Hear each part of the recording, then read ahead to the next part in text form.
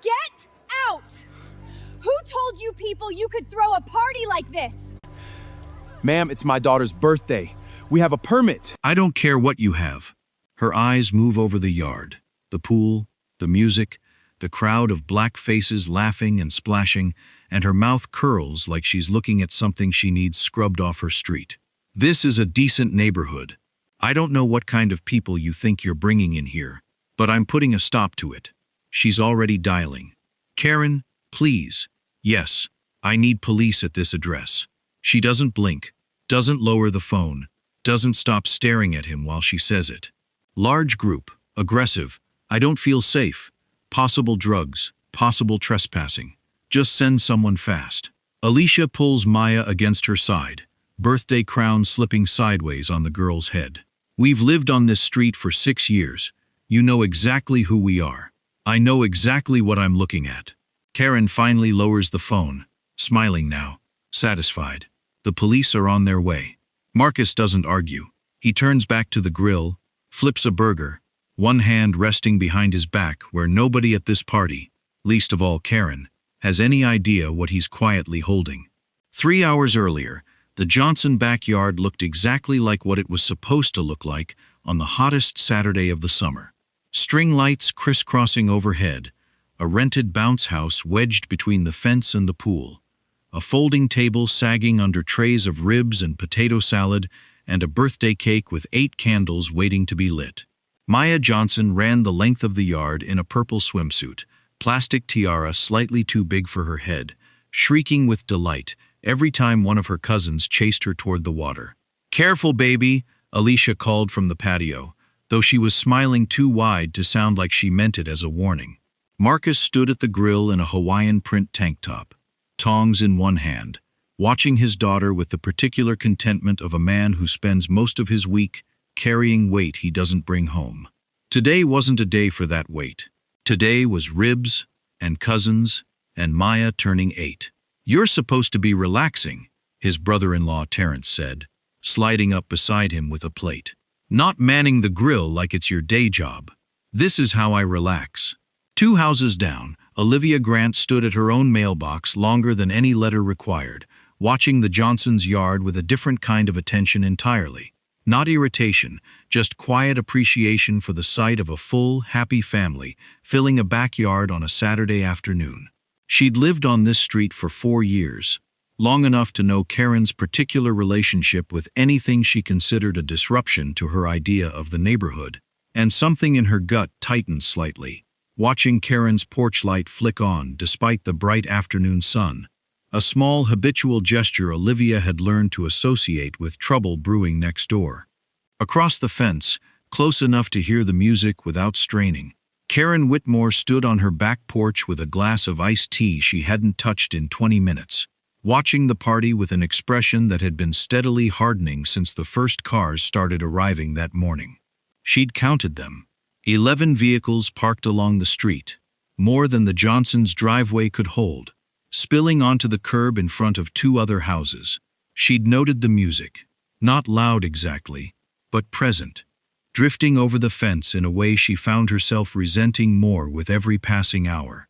She'd noted too, though she'd never say it out loud even to herself, the particular color and volume of the crowd filling that backyard.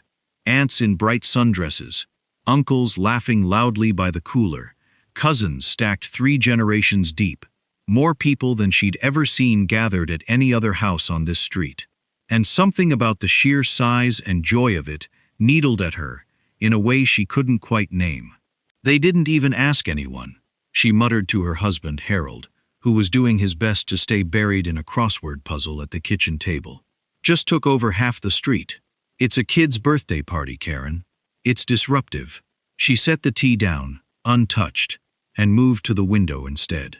"This neighborhood has standards. I don't remember agreeing to any of this when we bought this house." Harold didn't look up. He'd learned over 11 years of marriage exactly which of Karen's complaints were worth engaging and which were better left to burn out on their own. This one, he suspected, wasn't going to burn out quietly. He'd watched her stand at that same window before, other Saturdays, Other families on this street who didn't look quite like the neighborhood she remembered moving into 22 years ago. And he'd learned it was easier to let the crossword absorb his attention than to ask the questions sitting underneath her complaints.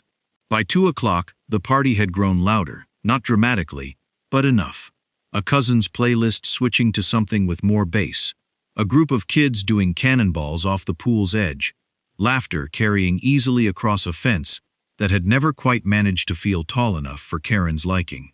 She watched Marcus at the grill, watched the easy warmth of the gathering, watched a yard full of people simply enjoying a Saturday, and something in her chest tightened in a way she'd never bothered to examine too closely. "I'm going to say something," she told Harold, already moving toward the back door. "Karen, don't. Someone has to." She crossed her own yard, then the Johnsons', past 2 cousins setting up a volleyball net, past Alicia's mother arranging a tray of deviled eggs, straight toward the man standing at the grill in a tank top covered in hibiscus flowers, utterly unaware that the next 3 minutes were about to change the shape of his daughter's birthday entirely. "Get out," she said, loud enough to carry. "Who told you people you could throw a party like this?" The music didn't stop right away. It took a few seconds for the yard to notice, for conversations to trail off, for heads to turn, for Maya to stop mid-splash and look toward her father with the sudden uncertainty of a child, sensing something adult and unwelcome has just entered the day. Marcus set his tongs down slowly. The yard falls into an uneasy quiet. Music still playing from someone's speaker, though nobody's dancing to it anymore. Guests drift toward the edges, unsure whether to keep celebrating or brace for whatever's coming next. "Karen, this is ridiculous." Alicia steps forward, voice steady despite the tightness in her chest. "You called the police over a birthday party?" "I called the police because I don't know who half these people even are." Karen crosses her arms, chin lifted, satisfied with the silence she's created. "For all I know, you're not even supposed to be living in this house. We've owned this house for 6 years. That's what you say." Karen's eyes flick toward the crowd gathered near the pool. Cousins, aunts, uncles, all watching now, all quiet. "I don't recognize half these vehicles. This isn't the kind of gathering this street is used to." "The kind of gathering," Terrence repeats slowly, stepping closer. "What kind is that exactly?" "You know exactly what I mean." Nobody answers that. The silence that follows says more than an argument would have. Maya tugs on her mother's arm, voice small. "Mommy, why is that lady yelling at Daddy?" "She's not going to yell anymore, baby." Alicia crouches, smoothing the tiara back into place, keeping her voice light even as her hands aren't entirely steady. "Everything's okay." It isn't. Not fully.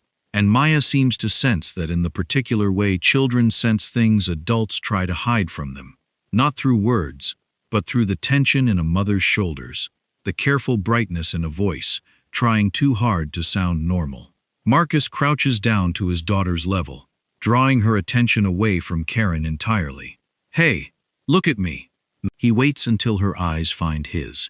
"This is still your birthday. Nothing about that's changed. Understand?"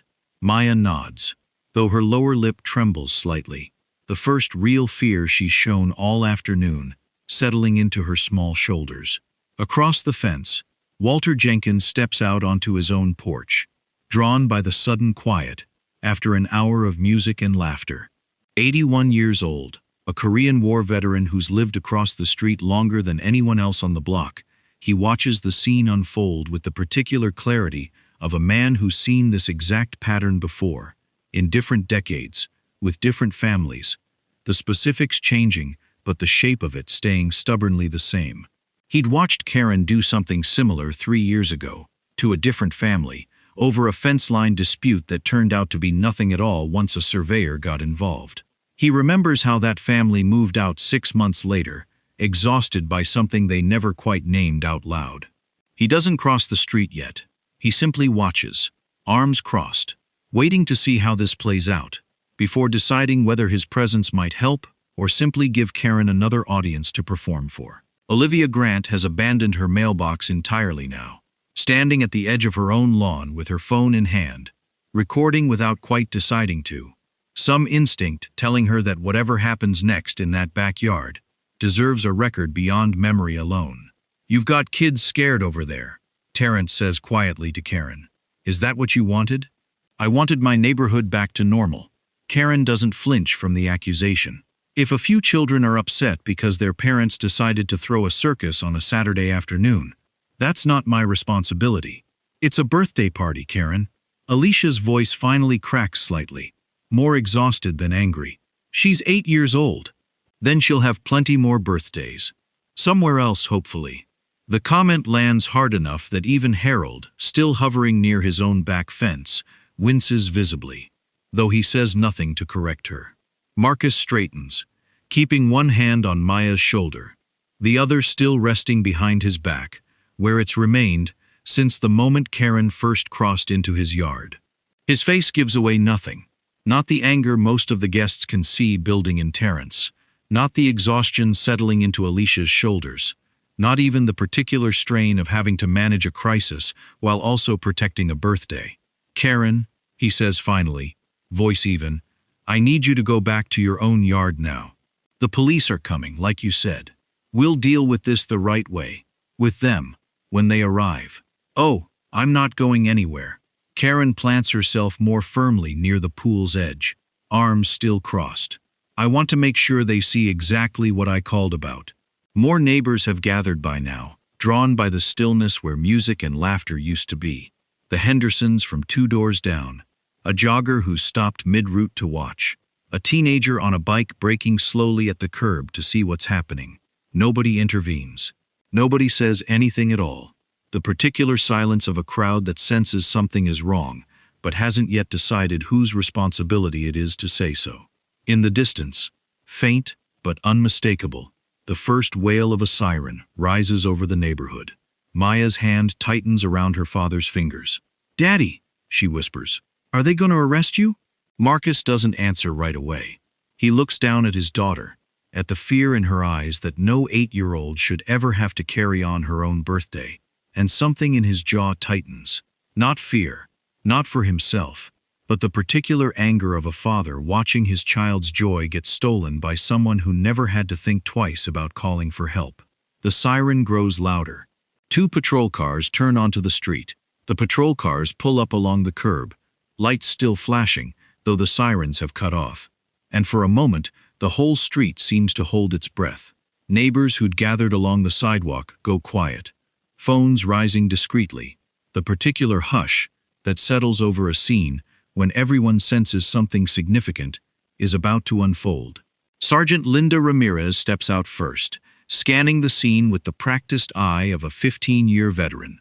A backyard full of people, a birthday cake still sitting untouched on a folding table, a crying child pressed against her mother's side, and a woman standing near the pool with her arms crossed, radiating the particular satisfaction of someone who believes she's already won.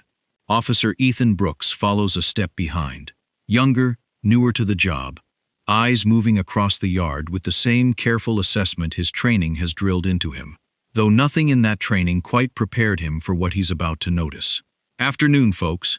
Ramirez keeps her tone neutral, professional, addressing the yard broadly before singling anyone out. "We got a call about a disturbance. Who made the report?" "I did." Karen steps forward immediately, chin lifted, voice carrying the confidence of a woman who's rehearsed this moment in her head the entire time she waited. "There's a large, aggressive gathering. I don't know half these people. There are cars all over the street, and frankly, I don't feel safe in my own home." "Ma'am, can you describe the aggressive behavior specifically?" "They're loud, they're everywhere. I don't know what else you need me to describe."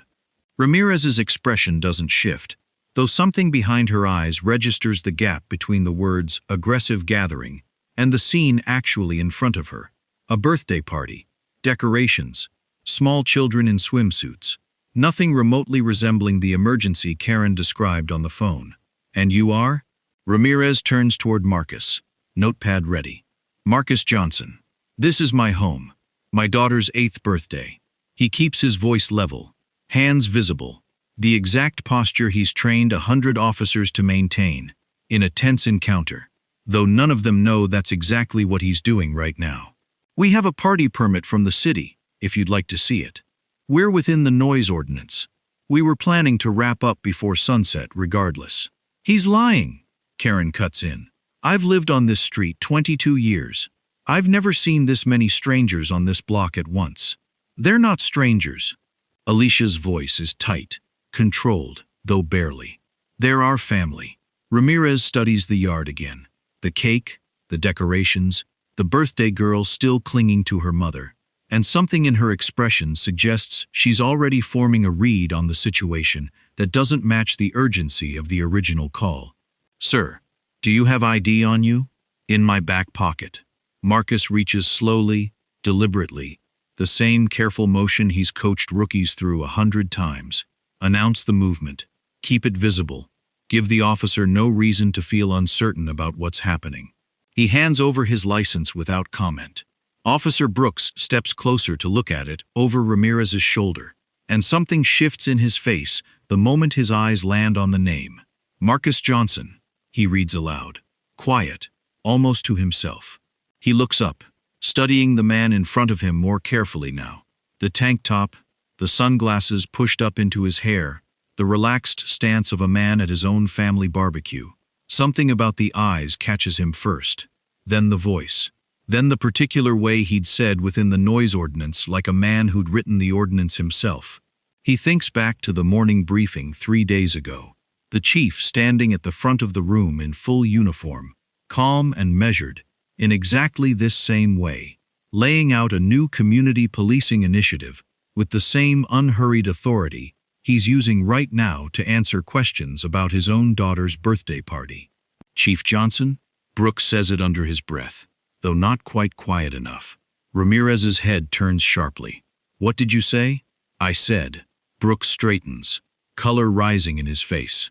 Sergeant, that's Chief Johnson. That's our chief. The words land across the yard in a way that seems to physically alter the air. Karen laughs, short and dismissive. I'm sorry, chief of what? He's grilling burgers in a Hawaiian shirt. He's the chief of police, Brooks says. And this time his voice carries unmistakable, the certainty of a man who stood in briefings led by exactly this person for the past 8 months. I've seen him give press conferences. I've seen him at every roll call since he took over the department.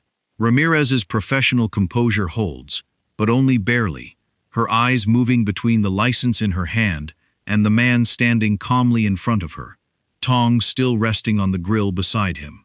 She's met Chief Johnson exactly twice, both times in uniform, both times in a conference room, never once in swim trunks at a backyard birthday party. Chief, she says slowly, testing the word. Sergeant Ramirez.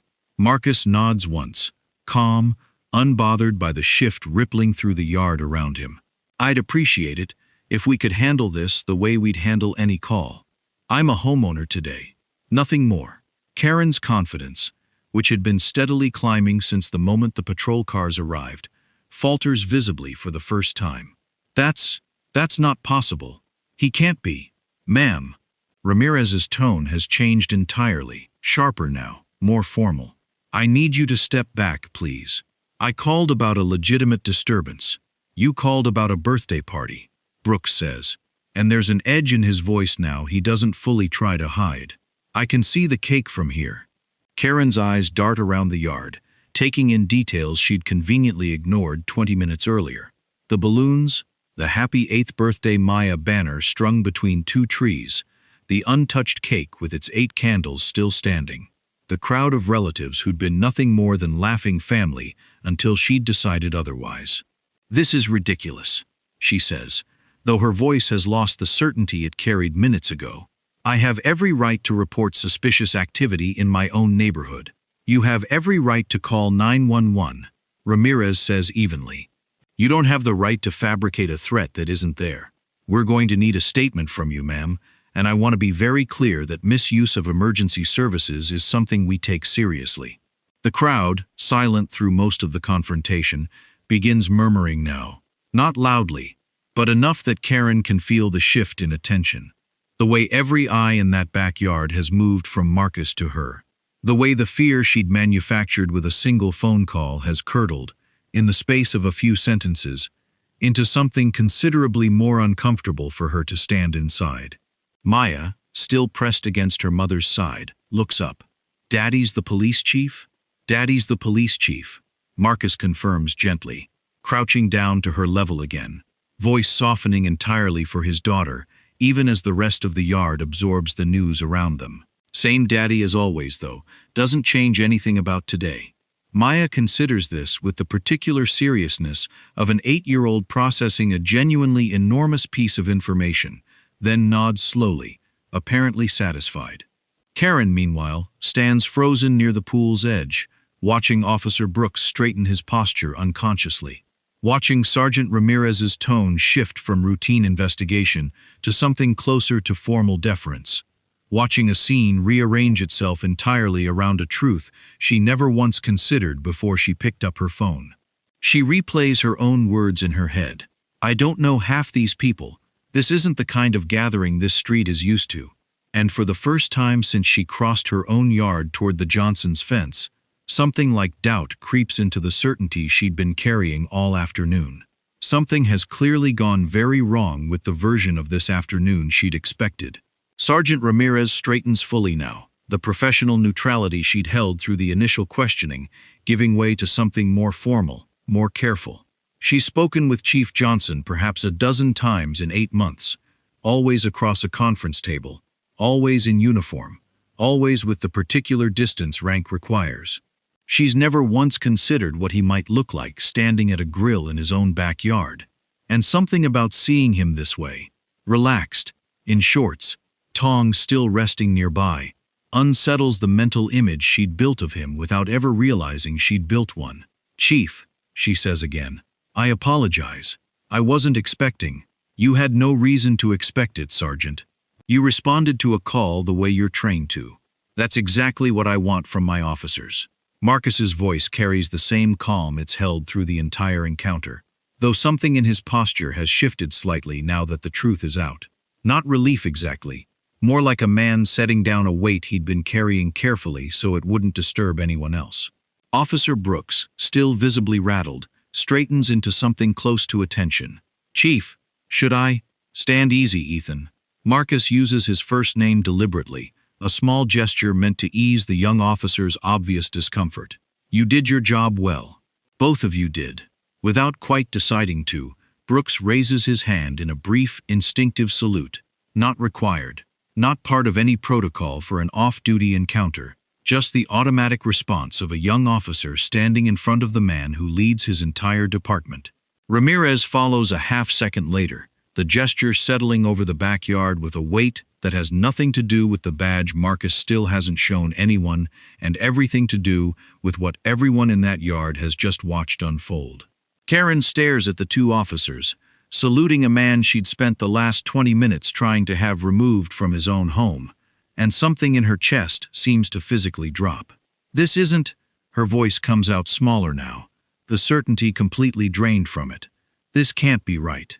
"It's right, ma'am," Ramirez says, not unkindly, though there's no softness left in her tone either. "This is Chief Marcus Johnson. He's led this department for 8 months. Around the yard, the news moves through the crowd the way important news always does, quietly at first, then all at once, guests turning to each other in disbelief, Terrence letting out a short, disbelieving laugh, Alicia's mother pressing a hand to her chest. What none of them fully understand yet, what even most of the officers on this force only partially grasp, is exactly how Marcus Johnson became the man standing in front of them today. 8 months ago, the department Marcus inherited was fractured, community trust at its lowest point in a decade, after 2 high-profile incidents that had made national headlines for all the wrong reasons. The city council brought him in specifically because of his record. 20 years on the force, a reputation for de-escalation training that other departments had begun adopting as a model, a philosophy built on exactly the kind of restraint he'd just demonstrated in his own backyard. He'd been the youngest finalist for the job by nearly a decade, and more than one council member had privately doubted whether a man his age could hold together a department this deeply divided. He'd spent his first month simply proving them wrong through consistency rather than argument. His first act as chief wasn't a press conference. It was a listening tour. 6 weeks spent in community centers, church basements, barbershops, sitting quietly while residents told him exactly what they thought of the department he now led, absorbing criticism without defending it, taking notes without making excuses. Some officers under him grumbled that he was giving away too much ground. Marcus never wavered. Respect isn't something a badge gives you, he told his command staff during his first full briefing. It's something you earn every single day, the same way you'd have to earn it with no badge at all. The moment we forget that, we've already failed the people we're supposed to serve. Officer Brooks had been in that room. He remembers it now, standing in the Johnsons' backyard, watching the same philosophy play out in real time. A man mocked, threatened with false accusations, choosing patience over authority, even when authority sat quietly in his back pocket the entire time. Sergeant Ramirez, for her part, remembers a different moment. A community meeting 3 months ago, where a resident stood up and accused the department, accused Marcus directly, of the same pattern of bias the department had been fighting to shed for years. Marcus hadn't argued. He'd simply asked the man to sit with him afterward, one-on-one, and listened for 45 minutes without a single officer or aide present. The resident left that meeting still frustrated, but no longer certain the department was entirely indifferent to what he'd lived through. That's the man standing in this backyard now, not performing restraint for an audience, but simply being who he's always insisted his officers become. Karen, meanwhile, has gone quiet in a way that feels almost more uncomfortable than her earlier hostility. She glances toward Harold, still hovering near their shared fence, for some kind of support she doesn't find. He won't meet her eyes. "I want to speak with him," she says finally, voice smaller than anyone in the yard has heard it all afternoon. "Privately." "That's not how this works, ma'am," Ramirez says. "You made a false report. That's a matter for the department, not a private conversation." "I didn't lie. I genuinely felt. You felt uncomfortable with a family enjoying a birthday party in their own backyard," Ramirez says evenly. "That's not the same as a threat, and I think you know that." Karen doesn't have an answer for that. For the first time all afternoon, she doesn't have an answer for anything. Several guests have begun quietly gathering their things, uncertain whether the party can or should continue after everything that's just happened. Whether Maya's birthday has been too thoroughly interrupted to salvage. A cousin near the pool starts folding chairs without being asked. The particular instinct of people who've learned to make themselves small and quiet when tension enters a room they didn't create it in. Alicia notices first, glancing toward Marcus with a question in her eyes, torn between wanting the day to simply end and wanting her daughter to still get the birthday she'd been promised. Marcus straightens, looking out at the yard, at his daughter, cake still uncut behind her, tiara still slightly crooked, at his family, uncertain now whether to stay or scatter, at Karen, smaller now than she'd seemed 20 minutes ago, at the 2 officers who just saluted him in a Hawaiian shirt. "Nobody needs to leave," he says, voice carrying clearly across the yard. "This is still Maya's birthday. We're going to finish it exactly the way we planned." He turns toward Sergeant Ramirez. "Give me 10 minutes with everyone here. Then I'd like all of us, you, Officer Brooks, and Mrs. Whitmore, to sit down together. There's something I want every person in this yard to understand before today ends." 10 minutes later, the yard has settled into something quieter, more deliberate. Guests have gathered near the patio, kids ushered gently back toward the pool by Alicia's mother, the birthday cake still waiting, candles unlit, for a celebration that hasn't quite resumed yet. Marcus stands near the grill, Sergeant Ramirez and Officer Brooks a few feet to his side, Karen positioned near the pool's edge where she stood for most of the afternoon, looking considerably smaller than she did an hour ago. Even Harold has crossed over now, standing near his wife, but a careful half-step apart, uncertain whether his place today is beside her or simply present. "I want to say a few things," Marcus begins, voice pitched to Carrie without straining. "And I want everyone here to hear them, not just Mrs. Whitmore." Karen doesn't look up. When someone calls 911 and reports an aggressive crowd, a possible threat, fear for their safety, that call gets treated with real weight.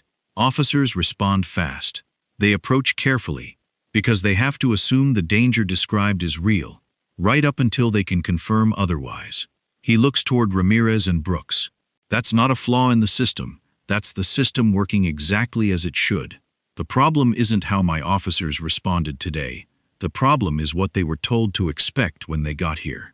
I told them what I saw, Karen says, though the conviction has mostly drained out of her voice by now. You told them what you decided to see. Marcus's tone doesn't rise, doesn't sharpen, though the words land with more weight for their evenness. There's a difference, Karen, and I think somewhere underneath everything you said today, you already know it. A birthday party isn't a disturbance. A family gathering isn't a threat. The only thing that changed between the moment you started watching this yard and the moment you picked up your phone was how uncomfortable you'd let yourself get. Karen's jaw tightens. I have a right to feel safe in my own neighborhood. You do.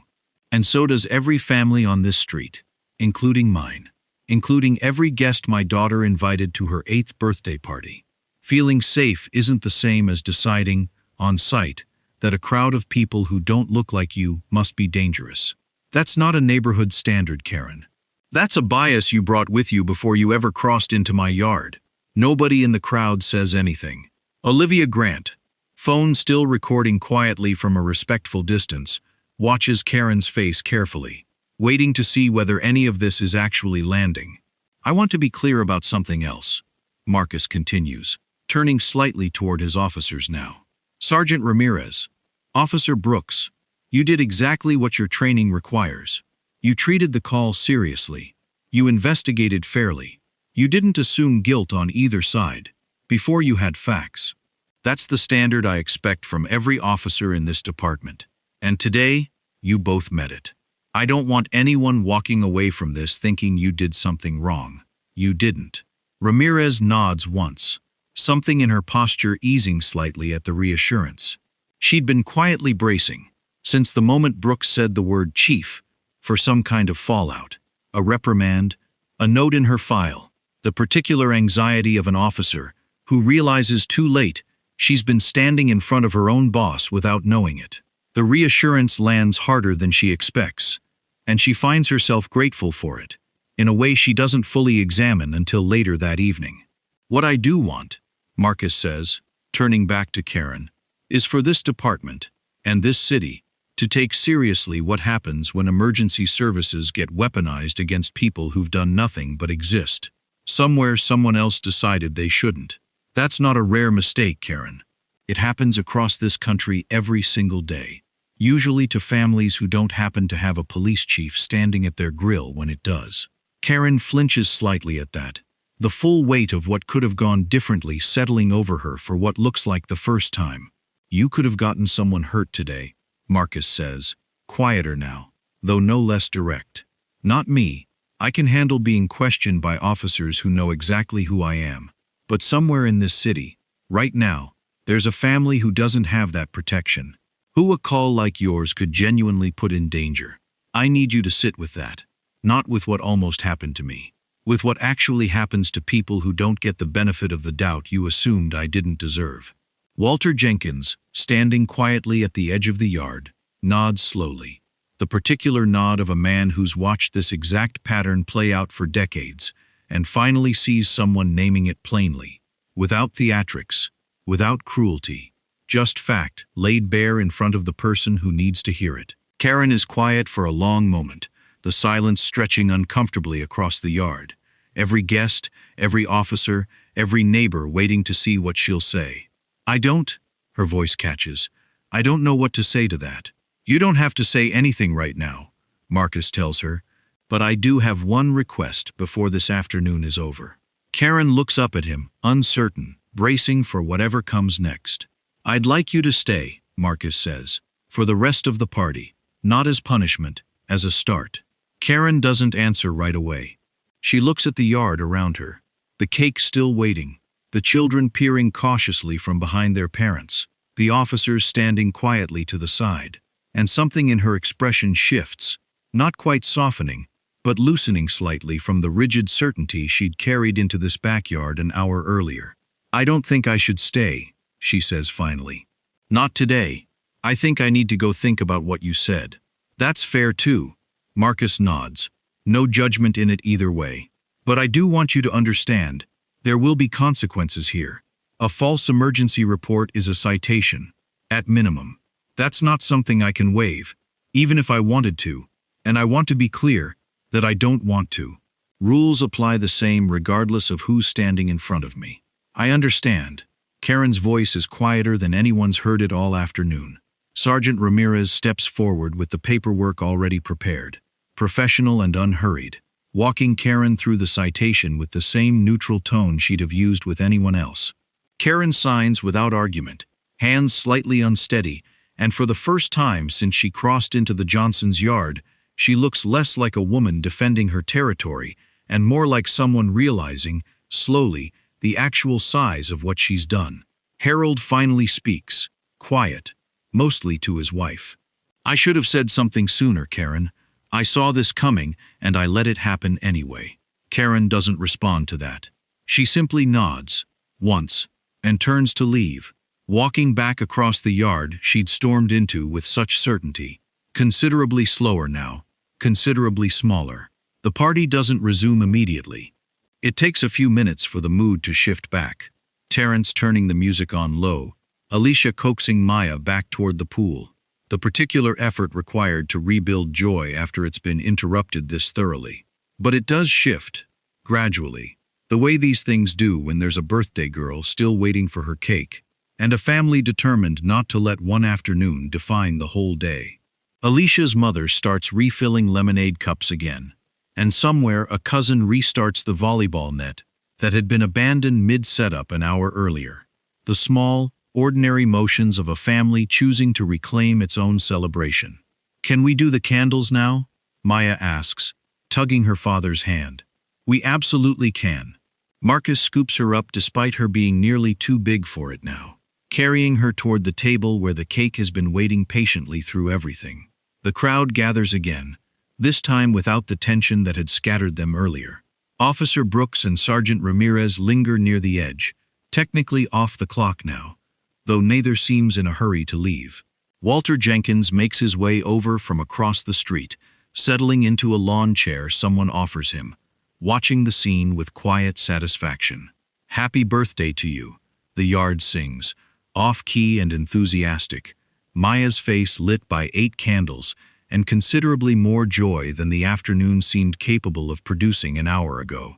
She blows them out in one breath, the crowd cheering, and for a moment, the entire ordeal with Karen feels almost distant, folded into the background of a day that's finally, belatedly, becoming what it was always supposed to be. Olivia Grant, watching from the edge of the yard, finally lowers her phone, satisfied she's captured something worth sharing. Not the confrontation itself, but this part, the recovery, the resilience of a family refusing to let one woman's prejudice define their daughter's birthday. 2 days later, a community meeting is called at the local recreation center, organized quietly by Sergeant Ramirez and a handful of residents who'd heard some version of what happened. Karen attends, sitting near the back, saying little, though she stays for the entire 2 hours as the department outlines new guidelines around verifying emergency calls before dispatching a full response, a policy Marcus had already begun drafting the morning after his daughter's birthday. She doesn't speak publicly, but she stays, and for a woman who spent decades certain she never needed to reconsider anything about how she saw her own neighborhood, staying is its own quiet kind of beginning. 1 month later, the Johnsons' street looks almost exactly like it did before. Same lawns, same fences, same quiet suburban rhythm. Almost. Something underneath it has shifted, subtle but real. The particular change that happens when a neighborhood is forced to look directly at something it had spent years pretending not to see. The Johnsons' backyard fills again on a Saturday afternoon, though this gathering looks different from the one a month ago. Smaller, quieter, a neighborhood barbecue rather than a birthday party. String lights still crisscrossing overhead from an occasion that never got properly finished. Maya runs the length of the yard again, this time in a different swimsuit, chasing a cousin toward the pool with the same shrieking delight she'd carried before everything went sideways last month. Marcus watches from the grill, tongs in hand, the same contentment settling over him that had been so briefly, so completely interrupted. Near the fence, Karen Whitmore stands with a plate of potato salad she brought herself, talking quietly with Alicia near the folding table. It isn't easy conversation, not yet, not after everything, but it's conversation, and a month ago, that alone would have seemed impossible. I wanted to say thank you, Karen says, for the invitation. I wasn't sure you'd actually send one. Maya wanted you here. Alicia glances toward her daughter, still shrieking happily by the pool. She asked about you a few times, actually. Wanted to know if the lady from her birthday was going to come to the next party. Karen's throat tightens slightly. I don't deserve that kind of grace from an 8-year-old. Maybe not, Alicia says, not unkindly. But she offered it anyway. Kids are better at that than we usually are. Across the yard, Sergeant Ramirez and Officer Brooks stand near the drink table, off duty, invited the same as everyone else this time. A small gesture from Marcus meant to mark the difference between a department that shows up during a crisis and one that shows up for a barbecue too. Walter Jenkins holds court near a lawn chair, telling Terrence a story from his Army days that's grown slightly more elaborate with each retelling. The particular privilege of a man who's earned the right to embellish. Olivia Grant sits nearby, phone finally put away, simply enjoying an afternoon she'd once have watched from a careful distance. The department's new policy has already made a visible difference in 3 separate incidents across the city this month. Calls where dispatchers, trained under the new verification protocol, asked follow-up questions that revealed exaggerated or unfounded reports before officers were sent in expecting a crisis that didn't exist. None of those stories made the news the way Maya's birthday did. Marcus considers that its own kind of success, quiet corrections, nobody has to go viral to matter. Karen has attended 2 more community meetings since the first, always near the back, always listening more than speaking. Nobody expects her transformation to be dramatic or complete. Nobody, least of all Marcus, is interested in demanding one. What matters, he's told his officers more than once this month, isn't whether someone becomes perfect. It's whether they keep choosing to show up and try, the same imperfect way everyone does. Harold, standing near his wife, with a plate of ribs he clearly didn't expect to enjoy this much, seems, for the first time in longer than he can remember, unworried about which version of Karen might walk through the door when they get home tonight. As the afternoon settles into evening, Marcus finds a quiet moment beside the grill, watching his daughter float on an inflatable flamingo, laughing at something her cousin said, utterly unbothered now by the memory of a day that once threatened to define her birthday for the wrong reasons. Good day, Alicia asks, joining him. Good day, he confirms. Better than I expected a month ago, if I'm honest. They watch the yard together. Family, neighbors, officers, and the woman who once tried to have them removed from their own home, all sharing the same afternoon, the same yard, the same slowly rebuilding trust that no single conversation could have manufactured on its own. If there's one thing this neighborhood learned, it's this. Dignity was never something Marcus earned the day his officers saluted him. He carried it the entire time, quietly, in a Hawaiian shirt at his own grill, long before anyone in that yard knew his title. Respect that waits for proof of rank isn't respect at all. It's just permission, granted too late, to treat someone the way they always deserve to be treated from the very beginning. If this story moved you, subscribe for more. Because dignity shouldn't need a badge, a title, or proof of rank to be recognized. Turn on notifications so you never miss the next story where true character finally gets the respect it deserved all along.